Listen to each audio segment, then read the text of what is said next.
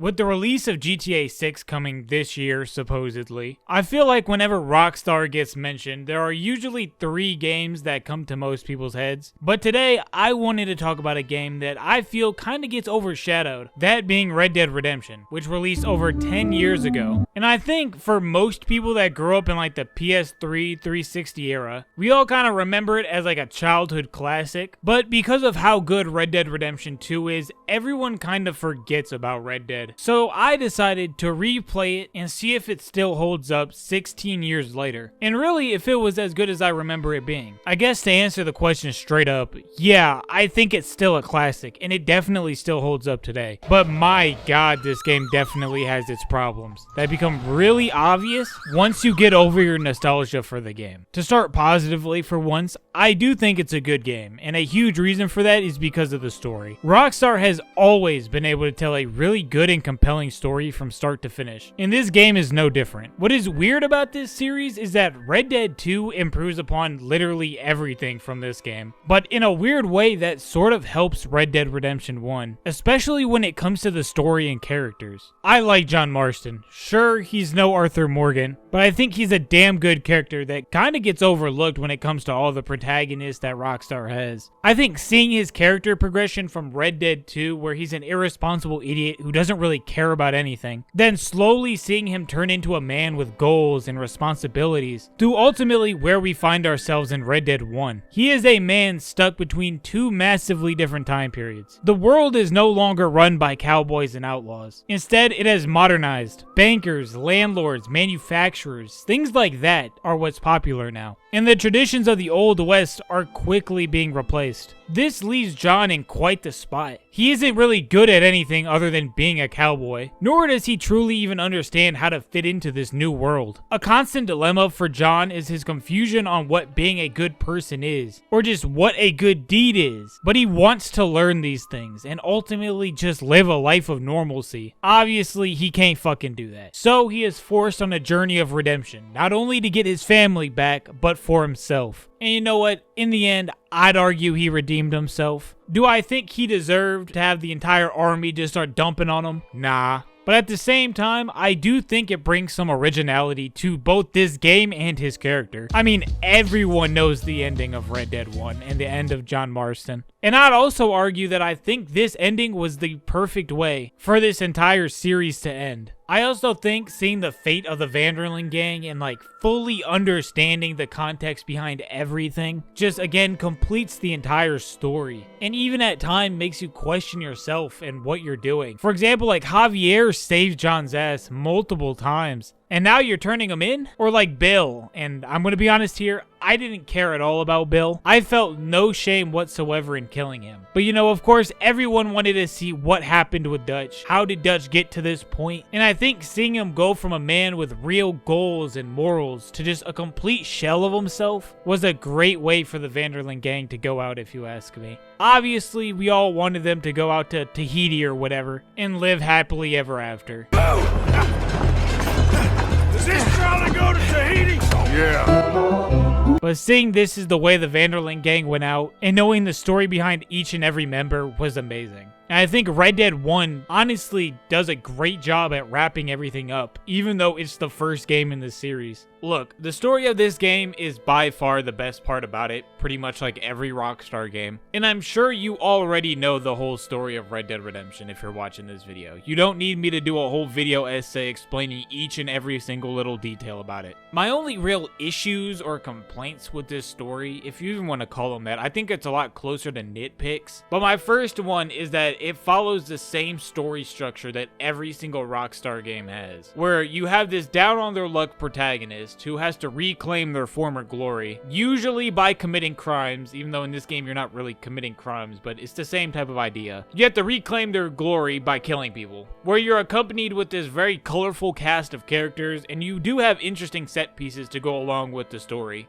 But in the end, you are ultimately betrayed by one of these characters. My second nitpick is that Dutch was in the game for like 5 seconds. The whole game you're chasing Bill around, and then the moment you arrive in Blackwater, Dutch appears. and 3 missions later you end up killing Dutch. I don't know, to me it felt kind of rushed at the end, but like again, this is a nitpick. It's not a very big deal. I don't think it really affects the overall like rating of the story. I just wish Dutch would have had a little more screen time than what he got. Visually, this game still holds up, and I think that's mainly because of the art direction and like the aesthetics of it. If you ask me, I think people have gotten far too invested in everything being photorealistic in video games, and everything has to have 1,000 polygons in order for it to have good graphics. But to me, Red Dead Redemption is solid proof that a genuine art direction and aesthetic, a direction on what you wanted the game to look like, means a whole lot more than the number of polygons some random piece of blade of grass has. I don't know, I think the graphics just have this like charm to them. This definitely has to do a little part with nostalgia, I'm not gonna lie, but I am definitely a sucker for low poly or like just older style graphics. And this game has just like that PS3, Xbox 360 look to it, and I fucking love that, especially for like a Wild West game. I think it all just fits perfectly. I think the visuals also work very well in a ludo narrative aspect, and I know that's cringe to say, but hear me out. I feel like when you picture the Wild West, you usually picture like a desert where you're lonely or isolated. Some might even say it has a melancholy feel to it.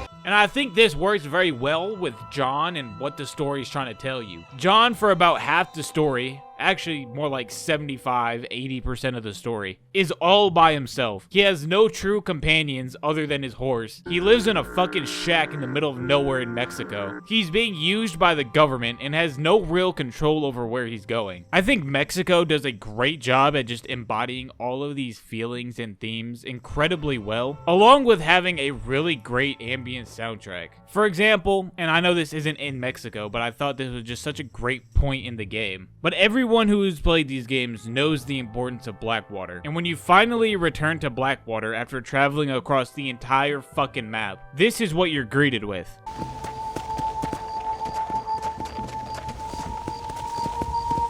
Moving on to the combat, I think it's fun and it works for this game. And when Rockstar actually decides to try with the level design in this game, I do think the combat is really fun. But at the same time, this is a Rockstar game. If you've played one of them, you've played all of them. This is a cover-based third-person shooter. The biggest gameplay addition to this game is obviously Deadeye, and it is incredibly OP, and I'm perfectly fine with that. I like the power trip of being able to pull off some retarded-ass shit that nobody can ever do, and I think that is just super fun. Turning the semi-auto shotgun into a sniper with Deadeye was so fucking fun, because you just kill everything and become pretty much Terminator. But again, at the end of the day, this is a Rockstar game. It's nothing that crazy. I do wish though that there was more combat in the overall base game. The open world is decent. Again, this is a Rockstar game, so you know what you're gonna get. This is nothing crazy. It's pretty much just a giant loading screen with a few mini games to go along with it. This is not Breath of the Wild or Skyrim where you have some giant open world to go do a whole bunch of shit in. Honestly, if there isn't a quest marker on the map, there really isn't much of a reason to explore. That's not why you're playing this game. The things you're going to be doing in the sandbox are hunting, fishing, collecting bounties, or like experiencing the random events, which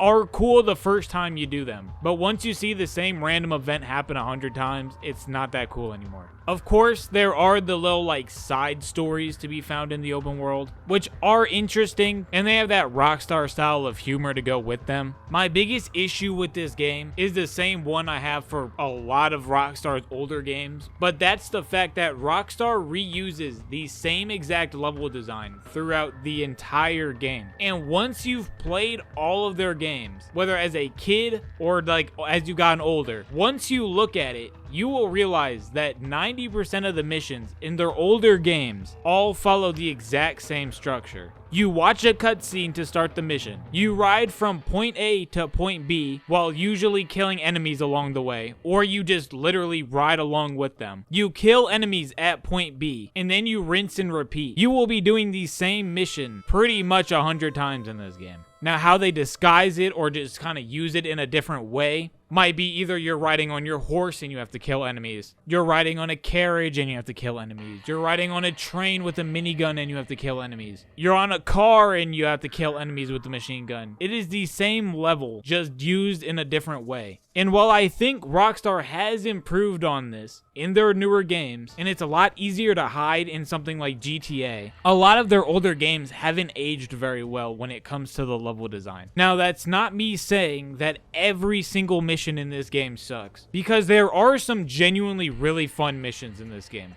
And the same thing goes for their older titles. There is fun to be had in them. But for Red Dead Redemption, a lot of the missions are the exact same, and I think that is this game's biggest issue. For a first-time playthrough, this probably isn't very noticeable. But on repeat playthroughs, when you already know the story, this becomes very obvious. Now, what if I was to tell you that this was actually the worst part about Red Dead Redemption? Because the best part about this game is the DLC. Undead Nightmare is literal peak. This is what DLC should be. Rockstar turned Red Dead Redemption 1 into a zombie survival horror game with a unique story, new enemies, more combat, whole new side activities, resource management, and used the entire map. They added an entirely new game for only $10. I'm not gonna go super in depth about Undead Nightmare's story. It's literally just John curing a zombie apocalypse. What makes this so fun for me is the gameplay. As I said earlier, I like the combat of Red Dead 1. Even with all its jank, I still found it fun and I wanted more of it. So they literally just added a whole bunch of zombies for me to run around and kill. And they even added new weapons to go with it. What is not to like about this? It is crazy to me that Rockstar unintentionally made one of the best zombie games ever, and then decided that they were never going to do it again. Instead of, I don't know, making Undead Nightmare or attempting something similar with Red Dead 2, they instead tried turning it into a cash cow like GTA 5 Online. And that shit fucking failed. Red Dead Online is dead as fuck. Nobody cares about Red Dead Online. All I'm saying is imagine if Red Dead Redemption 2 got like an Undead Nightmare spinoff or something very similar to it. That shit would have been raw as hell. I don't think anyone really plays Red Dead Redemption for the online. For me, Undead Nightmare is on the level of Blood Dragon, where the spinoff DLC ends up being better than the original game. Apart from just being really fucking cool. Like turning Red Dead Redemption into a zombie game was such an amazing idea. But I also like this so much because it's clearly a relic of the past. The amount of developers out today that will make a DLC like this is pretty much zero. Plus, this is old Rockstar, where they weren't afraid to like offend people. What's going on? But it's the government's fault. Ain't it always? Well, they let in too many foreigners. Just shut the goddamn border, or things like this happen. Hey, mister. Hey, Bart. You seen a couple deputies nearby? Marshall's boys, Jonah and Eli. Are they Jews, mister? They sound like Jews. I don't know. Why? Why? This whole thing is nothing but a Jewish plot. You do know that, don't you? I find that highly unlikely, amigo. Well, I don't like Jews. Or colored folk. Or natives, now that you mention it. So in conclusion, yes, Red Dead is still a classic and a good game that holds up perfectly fine today. The only real issue I have with it is the level design, but other than that, there really isn't that much to complain about if I'm being honest. So if you haven't played it yet, well, fucking play it.